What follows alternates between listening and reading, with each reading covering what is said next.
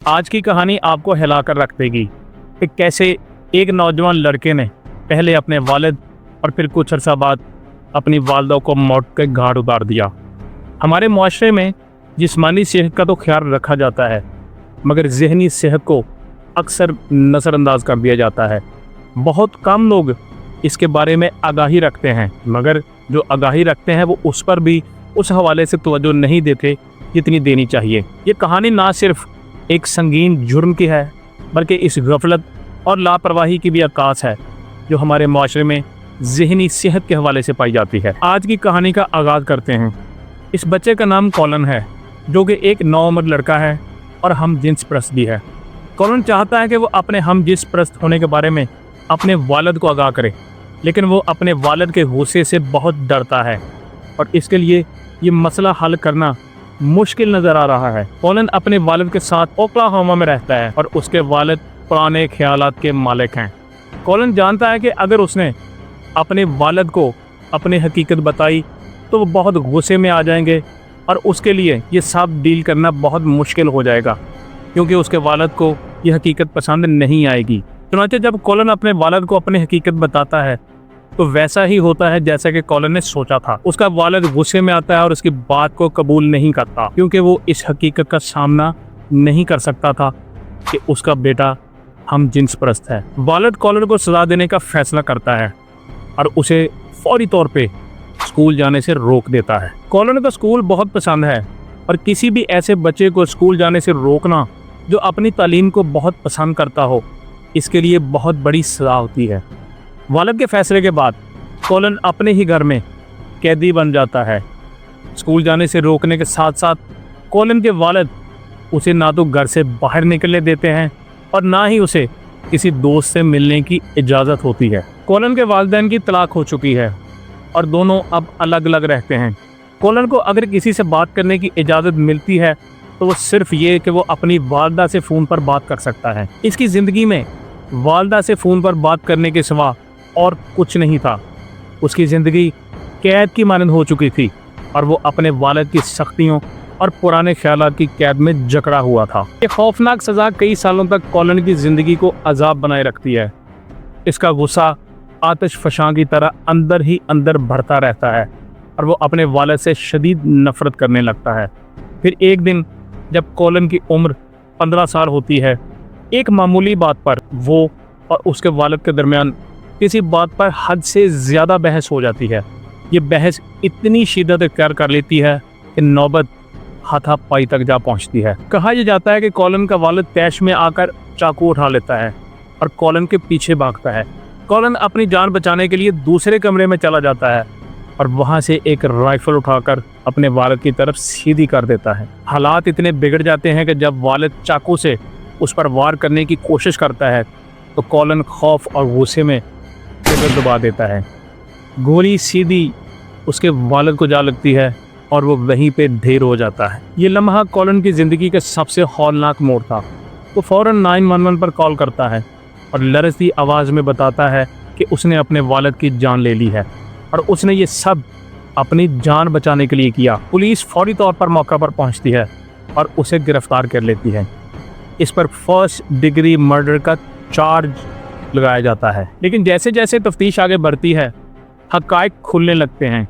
Police साबित नहीं कर पाती कि ये वाकई सोचा समझा कत्ल का मंसूबा था या फिर महज एक दफ़ाई अमल।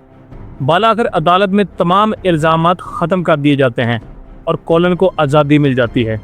लेकिन ये वाक़या हमेशा के लिए उसकी ज़िंदगी का हिस्सा बन जाता है, एक ऐसा साया जो कभी उसका पीछा नहीं छोड़ता। जब कॉलन अपने वालिद के मुकदमे से बरी हो जाता है तो वो ओक्लाहोमा छोड़कर फ्लोरिडा मुंतकिल हो जाता है, जहां वो अपनी माँ के साथ रहने लगता है। इब्तिदा में माँ के साथ उसके ताल्लुकात बेहतर नज़र आते हैं और दोनों की ज़िंदगी बहुत खुशगवार चल रही थी। वो मुस्कुराते हैं, खुशियाँ मनाते हैं, लेकिन सालों की तन्हाई और वालिद की मुसलसल बदसलूकी के असरात कॉलन के ज़हन पर गहरे नक्श छोड़ चुके थे। इसकी दिमागी हालत गैर मुस्तहकम होने लगती है। उसकी हालत देखकर माँ की फ़िक्र बढ़ती है और वो कॉलन को नफ्सियाती मुआयने के लिए लेकर जाती है। कॉलन को 8 दिन के लिए एक नफ्सियाती हॉस्पिटल में दाखिल कराया जाता है, जहाँ उसमें पर्सनैलिटी डिसऑर्डर की तशखीस की जाती है। जब कॉलन को वहाँ से डिस्चार्ज किया जाता है तो वो अमले को एक ऐसा बयान देता है जो सबको हिला कर रख देता है। वो कहता है कि अगर उसे वापस भेज दिया गया तो या तो वो अपनी ज़िंदगी ख़त्म कर लेगा या अपनी माँ को नुकसान पहुँचा देगा। ये इंकशाफ अमले को मजबूर करता है कि वो उसे मज़ीद चंद माह के लिए हॉस्पिटल में रखें। बालाखिर कॉलन को हॉस्पिटल से डिस्चार्ज कर दिया जाता है और वो दोबारा अपनी माँ के साथ रहने लगता है। उसकी माँ अपनी पूरी जान लड़ा देती है कि वो कॉलन को खुश रख सके। वो उसे मुख्तलिफ जगहों पर घुमाने के लिए लेके जाती है और उनकी तस्वीर फेसबुक पर पोस्ट करती है ताकि उनकी ये जो घूमने की आदत है वो यादगार बन सके। एक तस्वीर में वो दोनों सेल्फी लेते दिखाई देते हैं और एक दूसरी तस्वीर उनके वाशिंगटन डीसी के सफ़र को यादगार बनाती है। माँ की मोहब्बत अब कोशिशें वाकई काबिल सताइश हैं, लेकिन बदकिस्मती से कॉलन की अंदरूनी जंग पर ये सब कुछ असर नहीं कर रहा था। कॉलन अपनी ज़िंदगी के मामलात को दुरुस्त तरीके से संभाल नहीं पा रहा। वो क्लासों में फेल हो रहा है और अपना ज़्यादातर वक्त वीडियो गेम्स खेलने में गुजारता है। एक दिन जब कॉलन गेम्स में मसरूफ़ था और होमवर्क को मुकम्मल तौर पर नज़रअंदाज कर देता है तो उसकी माँ को ये सब देख के बहुत गुस्सा आता है। वो उसे धमकी देती है कि वो उसका गेम कंसोल ले जाएगी। इस बात पर कॉलन को इतना गुस्सा आता है कि वो आपे से बाहर हो जाता है और वो अपनी माँ पर हाथ उठा देता है। माँ पर तशद्दुद करने का वाक़या जब पुलिस के इल्म में आता है तो पुलिस मौका पर पहुंचकर कॉलन को घरेलू तशद्दुद के इल्ज़ाम में गिरफ्तार कर लेती है और उसे प्रोबेशन पर डाल दिया जाता है। प्रोबेशन के दौरान कॉलन अपनी माँ के साथ ही रहता है। इस वक्त तक कॉलन 17 साल का हो चुका है और माँ उसे दोबारा से नॉर्मल ज़िंदगी की तरफ लाने के लिए हर मुमकिन कोशिश कर रही है।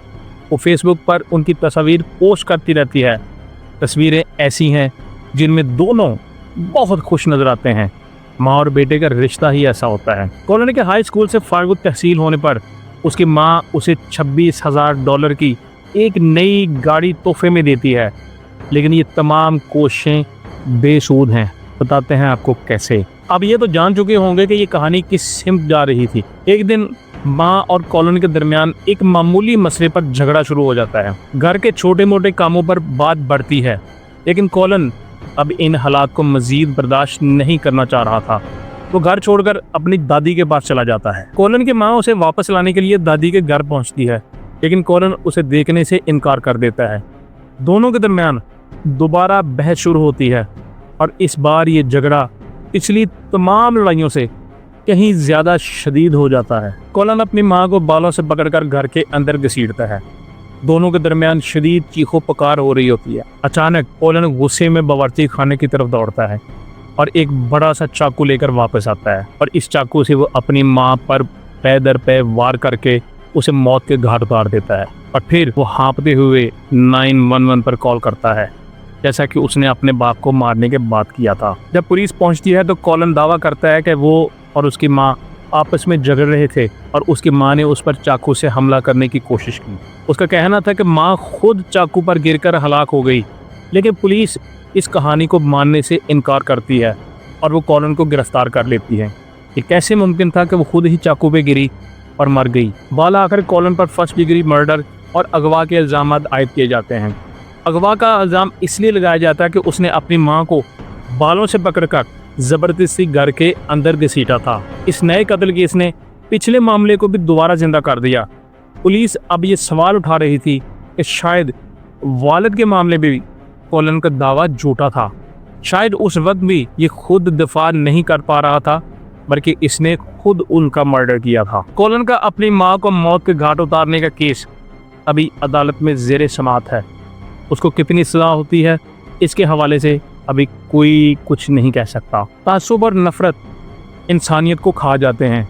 औलाद अगर गलत रास्ते पर चल निकले तो उनकी काउंसलिंग करें, क्योंकि सज़ा किसी भी प्रॉब्लम का हल नहीं है। हमें अपने बच्चों को कबूलियत, मोहब्बत और एहतराम के साथ परवान चढ़ाना चाहिए। हमें सोचना चाहिए कि कहीं हम भी किसी कॉलन को इसी तरह की नफ़रत और तशद्दुद का शिकार तो नहीं बना रहे। हमें अपने रवैयों पर गौर करते रहना चाहिए और अपनी नई नस्ल को एक बेहतर मुस्तकबिल फराहम करने के लिए कोशिशें जारी रखनी चाहिए। अगर हम ऐसा ना कर सके तो शायद ہم بھی کسی اور کالن کی کہانی کا حصہ بن جائیں گے۔